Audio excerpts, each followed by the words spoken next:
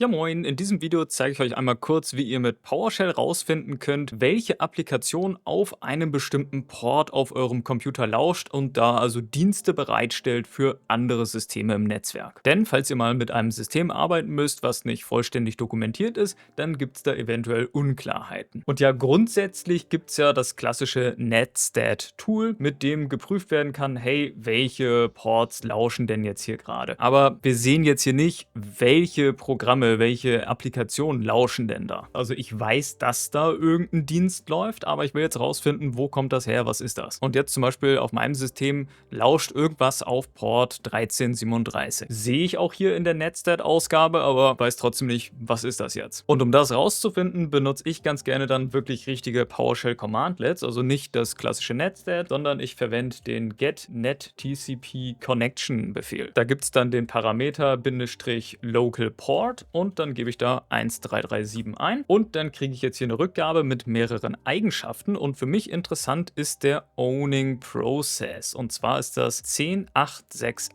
Da habe ich jetzt also noch keinen Namen, aber zumindest eine ID und die kann ich auch mit PowerShell auflösen. Dafür gibt es nämlich den getProcess-Befehl und der unterstützt -ID und da kann ich jetzt genau diese Zahl einmal eingeben und dann kriege ich jetzt hier zurück, welches Programm lauscht denn da auf dem Port. Und wie ihr vielleicht wisst, mit PowerShell könnt ihr auch Befehle miteinander verketten und das mache ich eigentlich auch ganz gerne dann in solchen Fällen. Dann nehme ich mir also meinen ursprünglichen Befehl get-net-tcp-connection, mache den einmal in runde Klammern, hänge dann einen Punkt dran und schreibe dann Owning Process ran. Dadurch kriege ich dann nur die ID von dem Prozess zurückgeliefert, der jetzt da lauscht. Und das heißt, diesen Befehl wiederum kann ich jetzt verwenden, um getProcess auszuführen und den ID-Parameter natürlich nicht vergessen. Und wenn ich das jetzt so ausführe, dann kriege ich hier direkt in einem Befehl, in einer Zeile zurückgeliefert, welcher Prozess lauscht jetzt hier auf 1337. Ja, aber wie ihr vielleicht auch am Commandlet-Namen erkannt habt, das funktioniert nur für TCP-Connections. Wenn ihr stattdessen einen Dienst habt, der per UDP lauscht, dann müsst ihr einen anderen Befehl verwenden,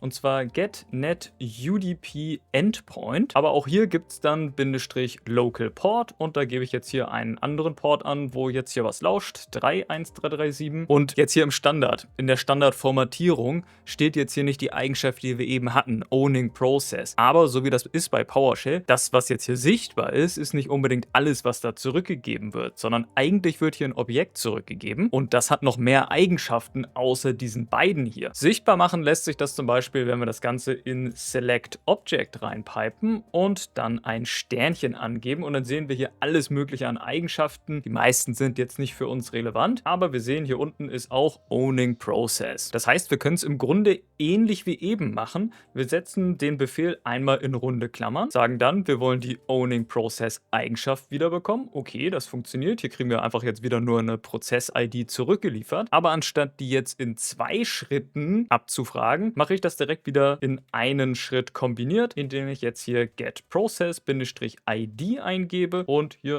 runde Klammern und nur die Owning Process Eigenschaft wollen wir haben. Und dann kriegen wir jetzt hier einen anderen Prozess zurückgeliefert, der UDP auf 31337 lauscht. Ich hoffe, ihr fandet das interessant oder nützlich. Falls ja, lasst auf jeden Fall ein Like da und ich verlinke unten in der Videobeschreibung auch einmal den Beispielcode hier aus dem Video. Also müsst ihr nicht abtippen, auch wenn der jetzt nicht so lang ist, aber könnt ihr dann kopieren, wenn ihr Bock habt. Ansonsten abonniert gerne den Kanal für weitere PowerShell-Tipps und Beispiele oder schaut mal in meinen kostenlosen PowerShell-Kurs rein, den ich hier verlinke. Ist eine kostenlose Playlist hier auf YouTube. Danke fürs Reinschauen. Haut rein!